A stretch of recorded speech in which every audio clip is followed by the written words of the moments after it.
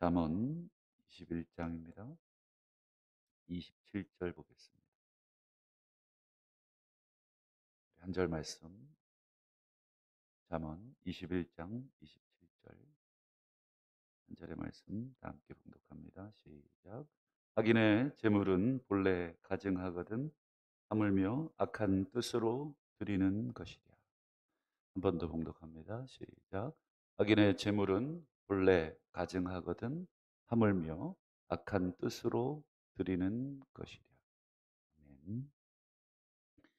오늘은 제사 그리고 우리로 얘기하면 예배에 관련된 말씀을 함께 생각해 보겠습니다. 한국 교회처럼 예배가 많이 드려지는 나라가 또 어디 있을까 싶습니다. 1년 거의 저희 교회는 토요일 예배를 드리지는 않지만 1년 365일 거의 새벽 기도가 있고 뭐 수요 예배, 금요 기도회, 주일 낮 예배, 오후 예배 혹은 저녁 예배 뭐 이렇게 뭐 최소 한 주에 새벽 기도까지 계산해 보면 10번 정도 어, 늘 하나님 앞에 기도도 하고 예배도 드립니다. 저는 좋은 전통이라고 생각을 합니다. 문제는 예배의 횟수가 많으냐 아니면 예배의 횟수가 적으냐로 하나님이 문제를 삼으실까? 그렇진 않다. 예배가 왜 이렇게 적냐? 예배가 왜 이렇게 많냐? 이걸로 하나님이 문제를 삼으신 적은 없다. 물론 구약에 보면 이제 번제가 아침에 한 번, 저녁에 한 번, 두 번 드려집니다. 뭐 이스라엘 백성들의 이 번제에 비하면 저희들이 드리는 예배는 얼마나 간편합니까? 뭐 제사 우리 제물 잡는 그 법부터 해서 얼마나 많이 수고스럽습니까? 그런데 이스라엘에 비하면 뭐 횟수도 그렇고 방식도 그렇고 어렵지 않습니다. 그런 면에서 하나님이 예배의 횟수가 많으냐 적으냐 아니면 방법이 왜 이러냐 왜 저러냐 이걸로 우리의 예배를 나무라신다 그럴까요? 그러시지는 않습니다. 너 왜 주기도문 안 해? 너 왜 사도신경 안 해?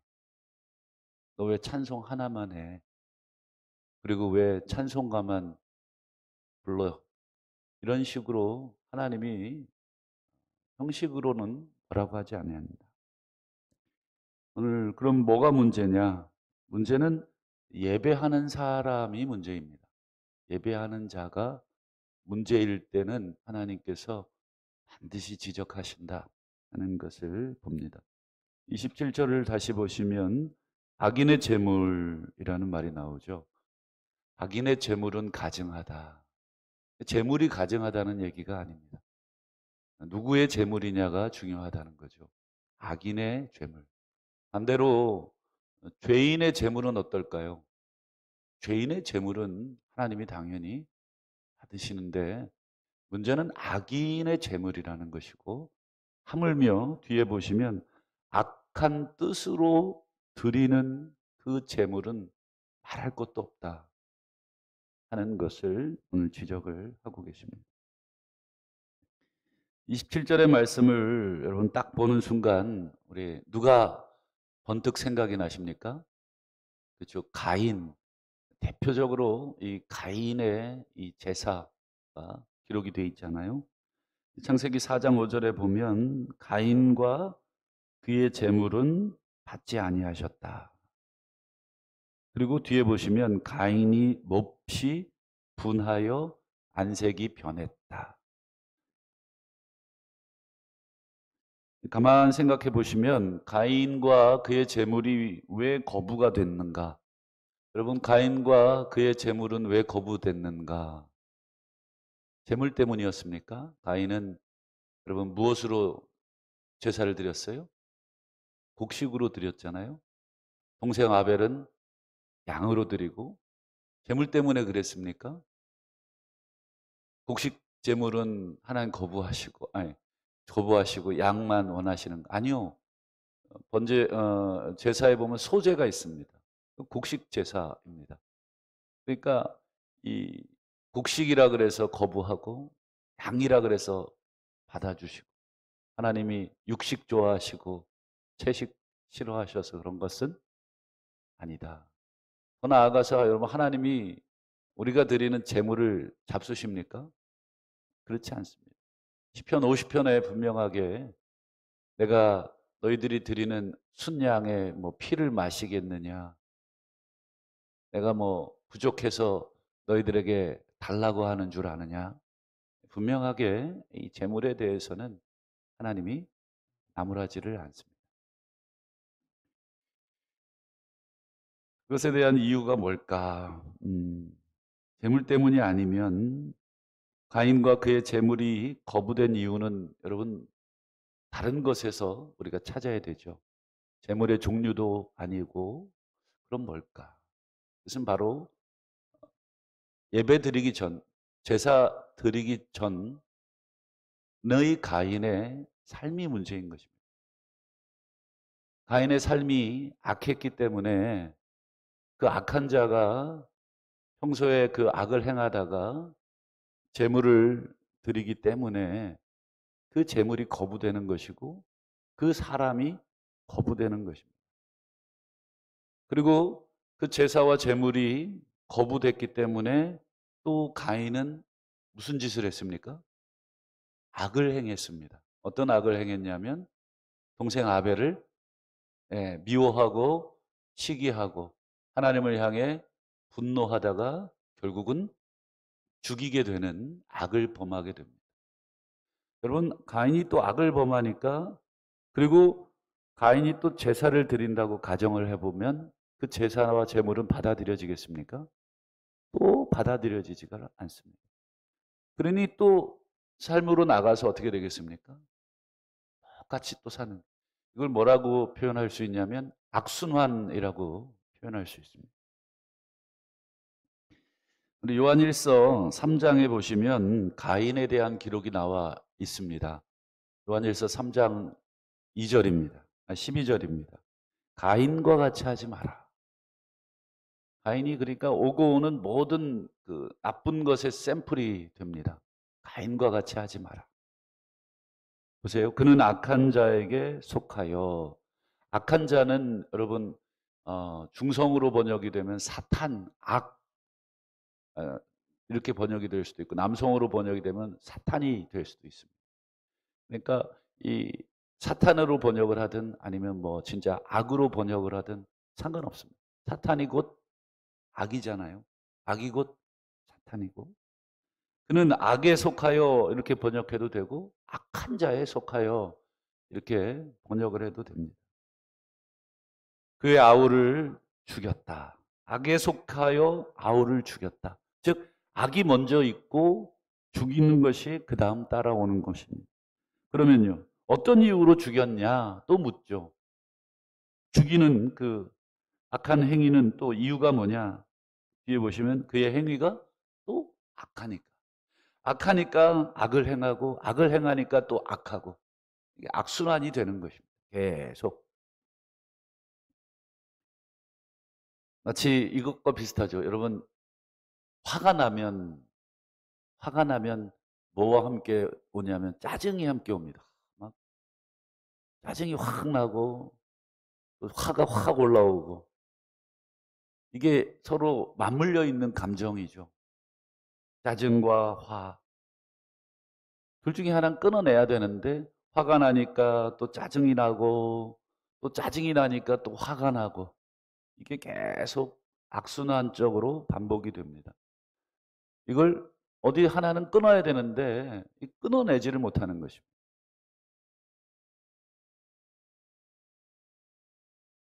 결국 여러분 재물이나 제사 자체보다는 그것을 드리는 사람 그리고 그 드리는 사람의 삶 그리고 그 드리는 사람의 의도가 문제입니다.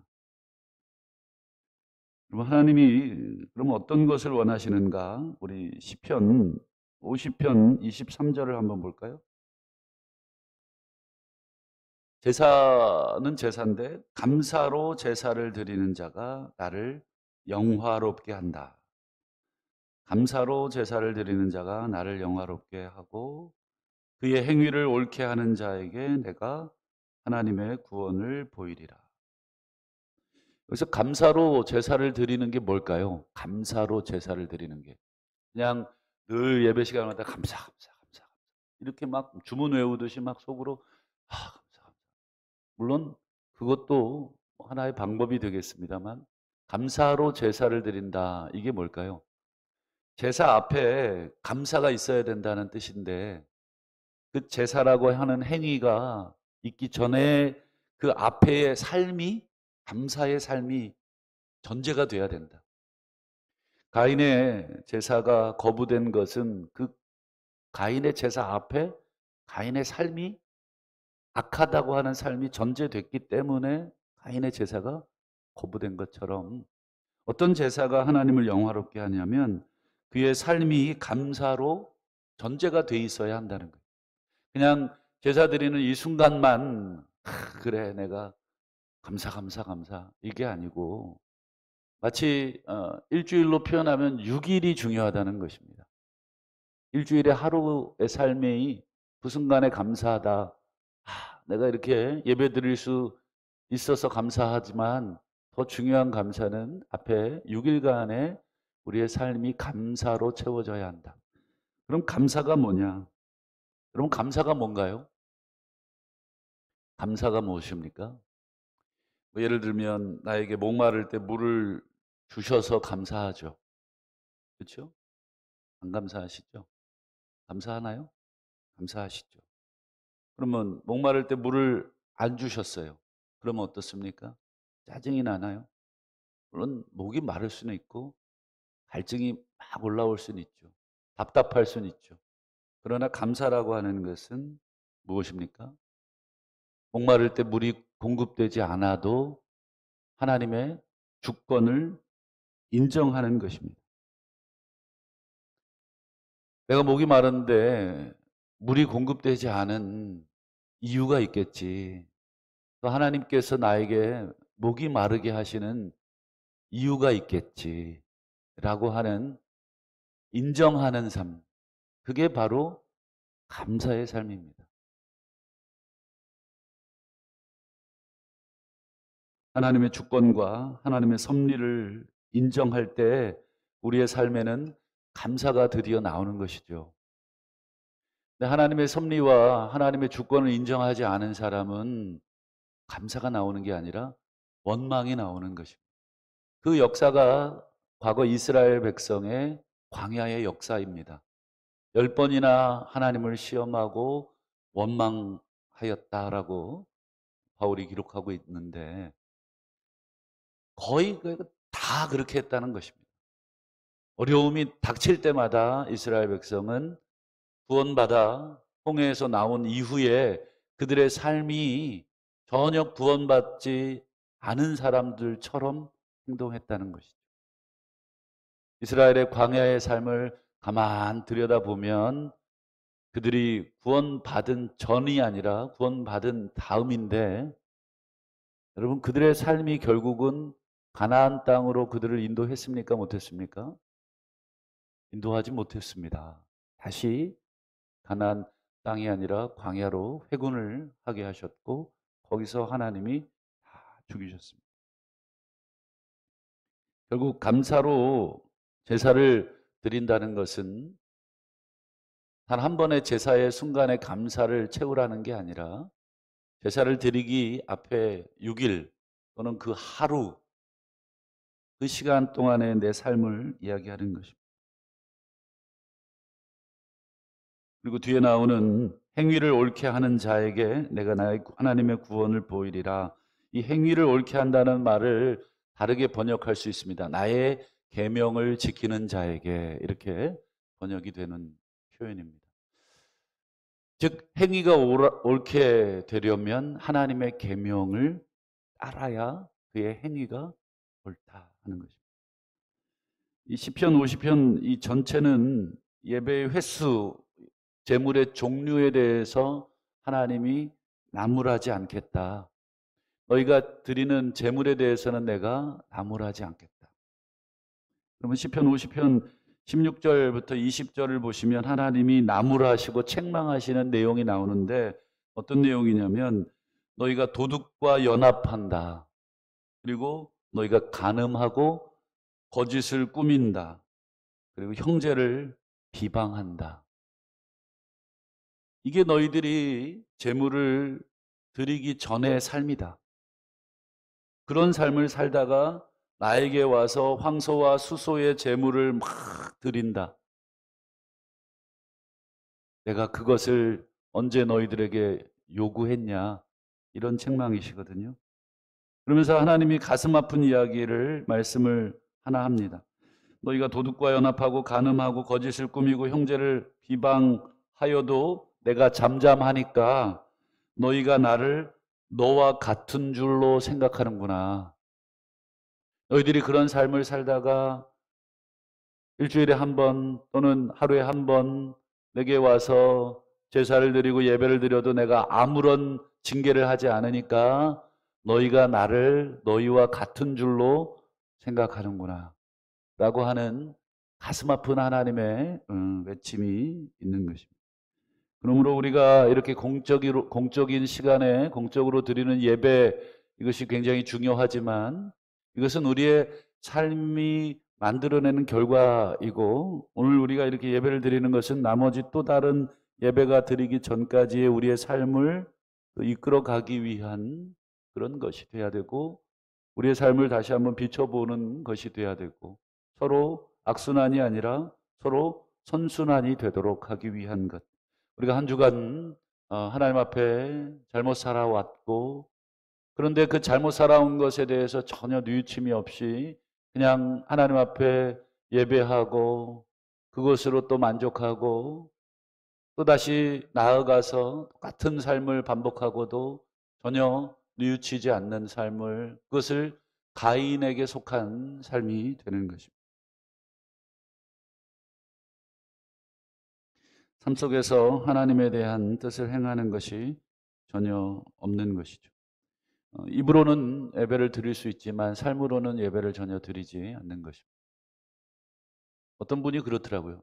나는 저 사람이 밉지를 않대요. 그런데 저 사람하고 인사를 안 해. 그러면 여러분, 그게 밉지 않은 것입니까? 미운 것입니까? 안 미워요. 그런데 인사는 안 해.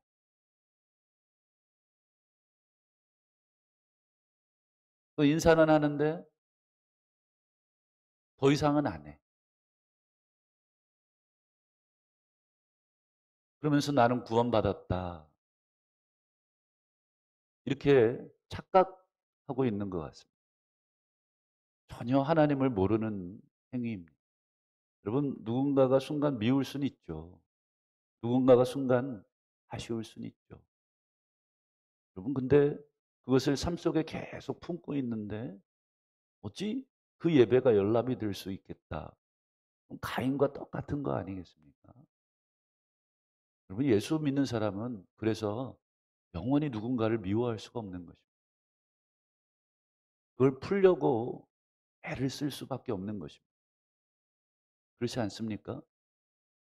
계속 미움을 갖고 있으면서 내 예배가 연락이 되고 이렇게 내 재물이 연락이 된다 생각을 하는 것은 하나님을 기만하는 것과 똑같고, 시편 50편에 내가 너와 같은 줄로 착각한다 하시는 하나님의 책망을 피할 방법이 없습니다.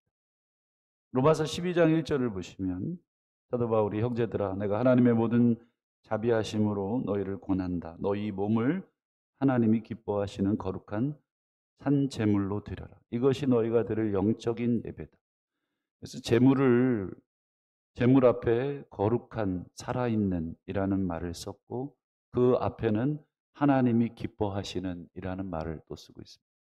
하나님이 기뻐하시는 거룩한 살아있는 제물을 드려라. 그게 무슨 제물입니까? 너희의 몸을 드려라. 여러분, 우리 이신 제사를 드리라는 것으로 해석을 할 수가 없죠. 이것은 당연히 우리의 삶을 하나님이 기뻐하시는 거룩하고 살아있는 그런 삶으로 제물을 삼아 드리라. 결국 하나님이 원하시는 참된 제물은 결국 우리의 삶의 제물이라는 것이죠. 우리의 삶 속에 하나님의 뜻을 그렇게 행하려고 몸부림 치는 것이 진짜 참된 제물이다. 이렇게 아름다운 음악에 멋진 오케스트라에 아니요. 하나님이 언제 그렇게 멋진 오케스트라 대령하라 그랬는가? 똑같은 것입니다. 황소, 순양의 기름, 내가 언제 이건 너희들에게 요구했느냐? 아니요. 그게 아니라 너희들의 삶이 나가서 너희들의 삶이 이웃을 대하고 또 원수를 대할 때 원수의 짐승이 구덩이에 빠졌거든 어떻게 하라는 게 하나님의 뜻입니까? 건져내라 하는 게 하나님의 뜻인데 우리는 원수의 짐승이 구덩이에 빠져 있지 않아도 발로 차서 구덩이에 빠뜨리고 싶은 게 저희들의 삶 아니겠습니까? 여러분, 그러고 와서는 우리가 하나님 앞에 제사한다? 아니요. 그것은 하나님이 받으실 만한 영적 예배가 아닙니다. 이 영적이라는 말을 우리가 착각하는데 영적이라는 말은 그렇게 무아지경에 막 아무 천상의 어떤 그런 아니요. 로기켄이라고 하는 헬라어는 영적으로 번역할 수도 있지만 무슨 뜻이냐면 로고스, 이성, 합리적 이런 뜻입니다. 로기켄이라고 하는 영적 예배니라고 하는 것은 그게 하나님이 생각하실 때 맞다고 생각하는 예배라는 거예요. 하나님이 판단하실 때 이게 합당한 예배다라고 하는 단어가 이 영적 예배라고 하는 헬라어의 로기켄이라고 하는 단어입니다. 잘 생각해 보라 하는 것이죠. 오늘 하루도 하나님이 어떤 제사 원하시는 오늘 이렇게 새벽 예배 드리셔야죠. 기도하셔야죠. 그런데 새벽 예배 가서 또 하루 동안에 어떤 악을 꾀하고 어떤 악한 삶을 살고 어떤 헛된 삶을 살고 여러분 그거 아니다라고 하는 하나님의 준엄하신 또는 가슴 아프신 그런 책망을 다시 한번 우리가 새기고 다시 한번 오늘 하루도 내 삶이 하나님을 어떻게 기쁘게 해드릴까 내 형제에 대해서 내 이웃에 대해서 내가 어떤 자세와 어떤 태도와 어떤 마음을 가지고 대하고 해야 될까 내 안에 있는 미움을 어떻게 제거할까 내 안에 있는 살인의 충동을 어떻게 제거할까 내 안에 있는 여러 가지 원망과 이런 모든 악한 마음과 계획과 뜻들을 어떻게 제거할까? 하나님 앞에 고민하면서 기도하시는 저희들의 삶이 되시기를 주의 이름으로 축원합니다.